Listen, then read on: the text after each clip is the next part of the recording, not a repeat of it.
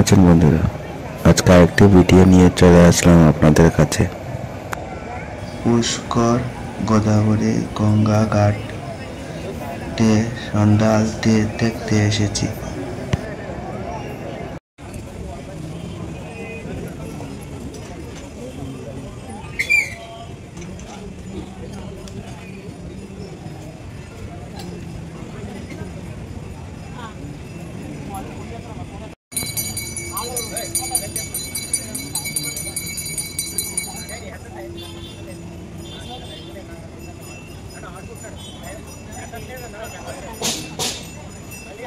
దేవాదాయ ధర్మాదాయ శాఖ శ్రీ వీర వెంకట సత్యనారాయణ స్వామి వారి దేవస్థానము అన్నవరం వారి ఆధ్వర్యములో గోదావరి నిత్య హారతి. గౌతమీ ముని తపఃఫలితం గంగాధరుని వరామృతం, గోకర్ణిక స్థల జననం గోదావరిగా నిత్య ప్రవాహం. ఓ సూర్యోదయ సమయాన గోదావరిలో స్నానమాచరించి ఆ గోదావరి తల్లిని స్మరించుకుంటున్నారు ఓ గురువు గారు. ఇది విన్న ఆయన శిష్యుడు గురువు గారిని ఇలా ప్రశ్నించారు: జనజీవనాన్ని, సమస్త ప్రాణికోటిని బ్రతికించడానికి ఇలా ప్రవహిస్తోన్న ఈ గోదావరి తల్లి ఎక్కడ పుట్టింది, ఎందుకు పుట్టింది అని.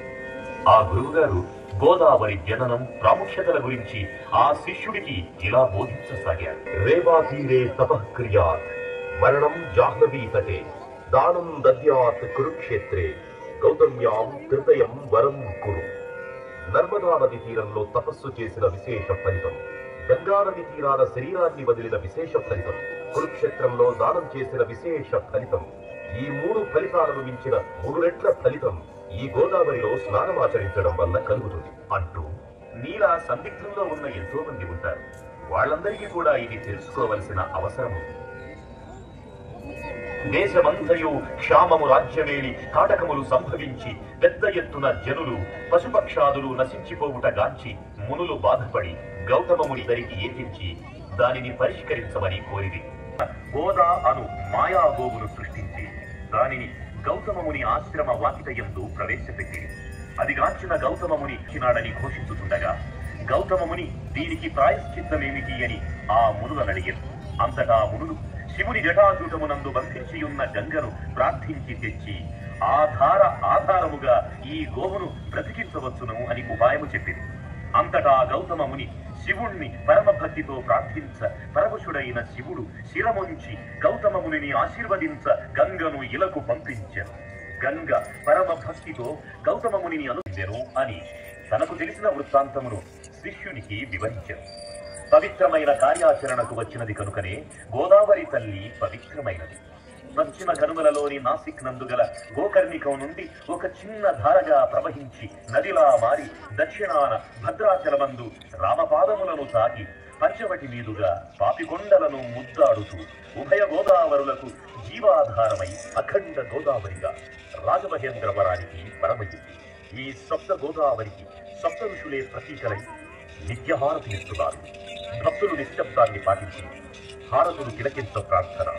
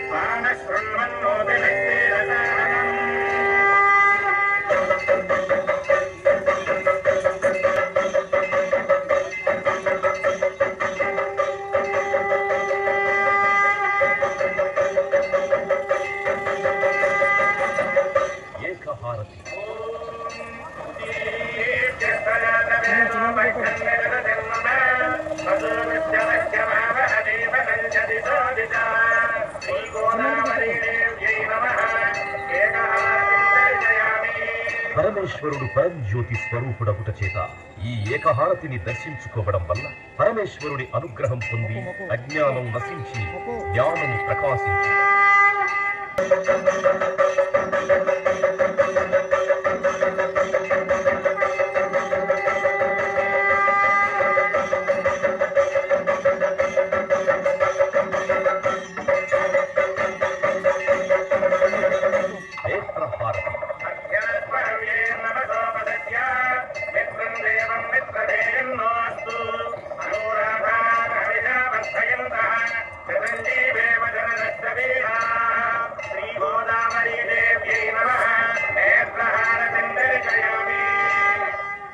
నేత్రహారతిని దర్శించుకోవడం వలన నేత్రములకు సంబంధించిన దోషములు తొలగి పార్వతీదేవి అనుగ్రహం కలుగుతుంది.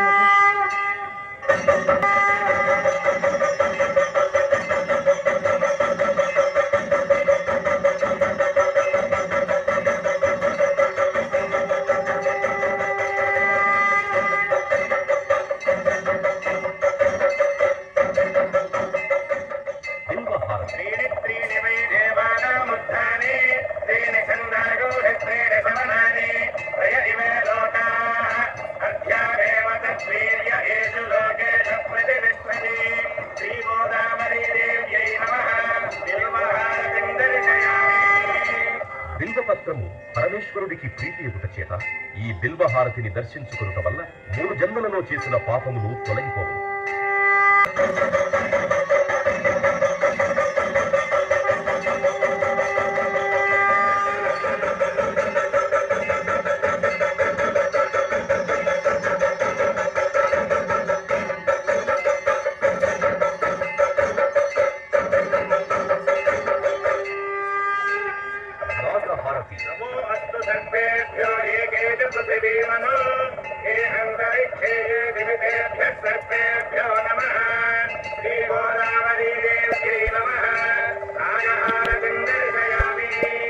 ఈ నాగహారతిని దర్శించుకోవడం వల్ల కాలసర్ప దోషములు తొలగి నవగ్రహములలో రాహుకేతువుల యొక్క దోషములకు పరిహారం కలుగును.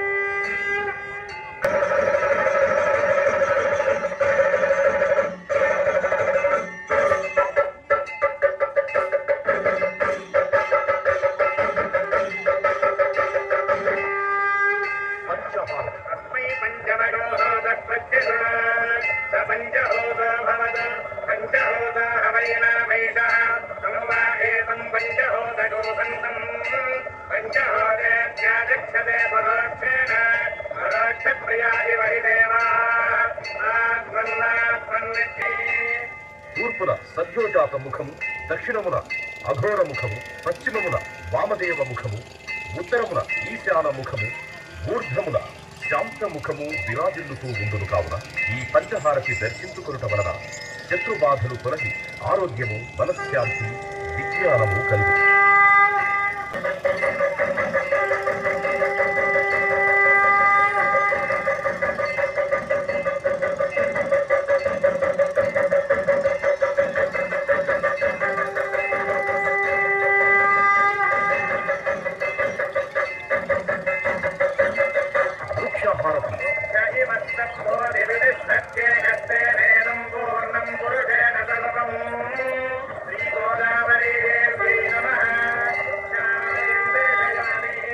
అమ్మవారు ప్రకృతి స్వరూపము అగుట చేత ఈ వృక్షహారతి దర్శనము వలన అమ్మవారి అనుగ్రహము కలుగు.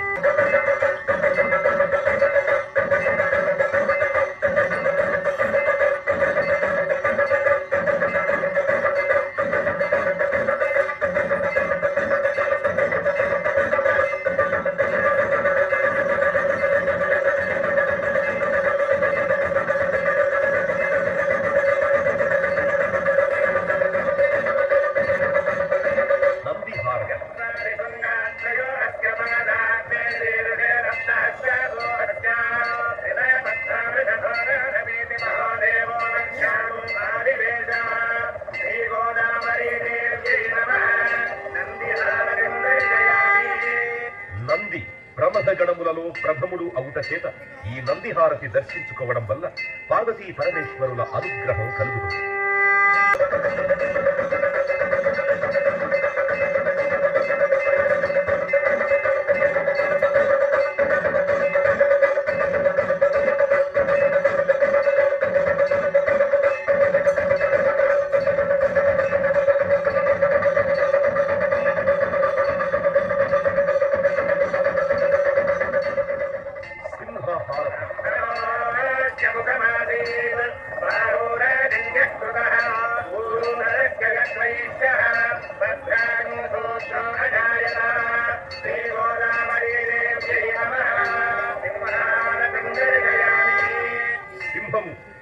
స్వామి వాహనము అగుట చేత ఈ సింహహారతిని దర్శించుకోవడం వలన మానసిక ఆందోళనలు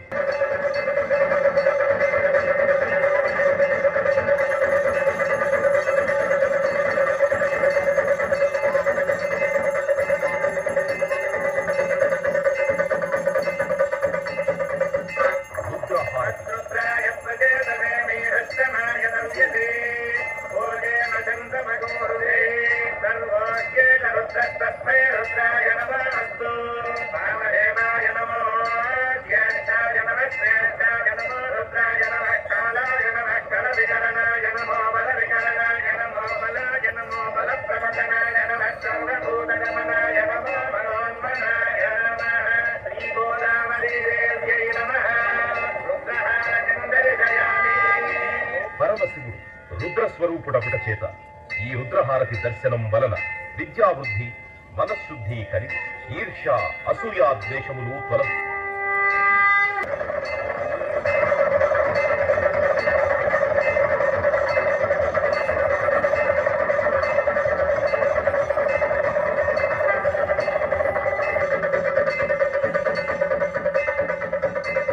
చక్రహారతి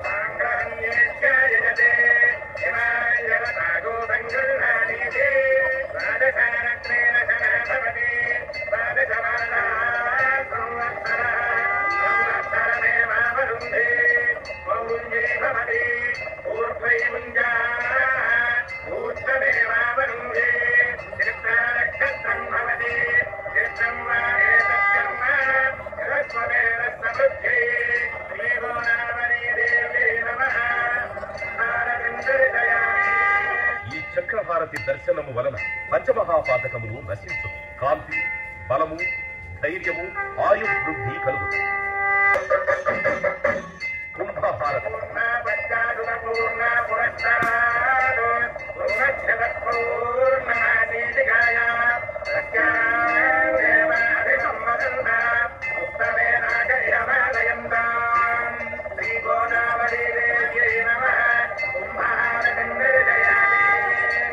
కుంభహారతిని దర్శించుకోవడం వల్ల నరఘోష, దిష్టిఘోష తొలగు.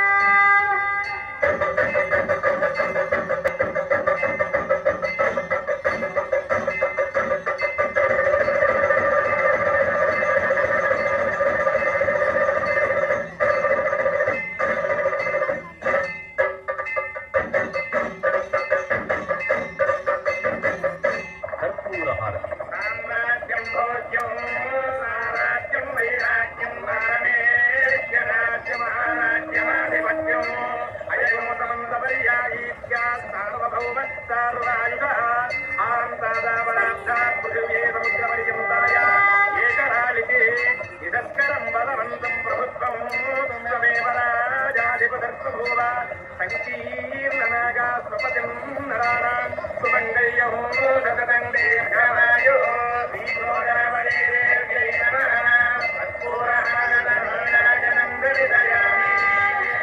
కర్పూర హారతిని దర్శించుకోవడం వలన దోషములు నశించి నిత్య శుభమంగళములు శ్రీ లక్ష్మీదేవి అనుగ్రహము పొందుతుంది.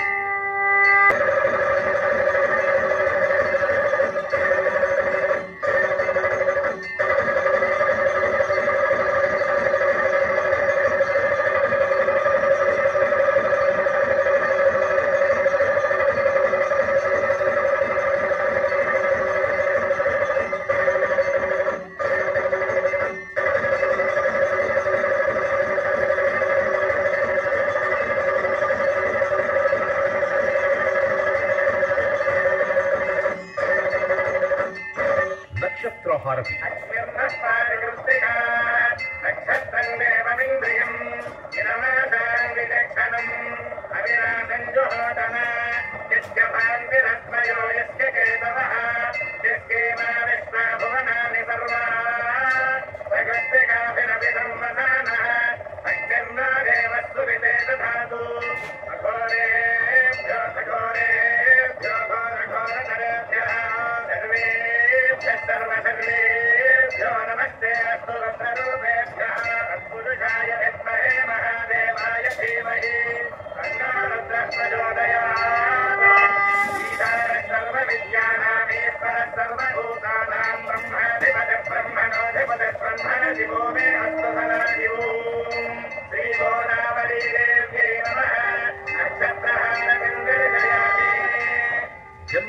వశాత్తు నామ నక్షత్ర వశాత్తు ఏ దోషములున్నా ఈ నక్షత్ర హారతిని దర్శించడం వల్ల ఆయా దోష పరిహారము జరుగుతుంది.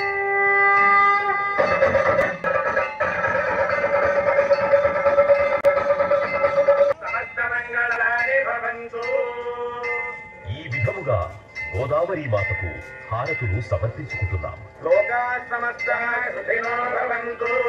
శతమానం భవతి సదాయ పురుషస్య దేవయాయుష్యేవేంద్రియ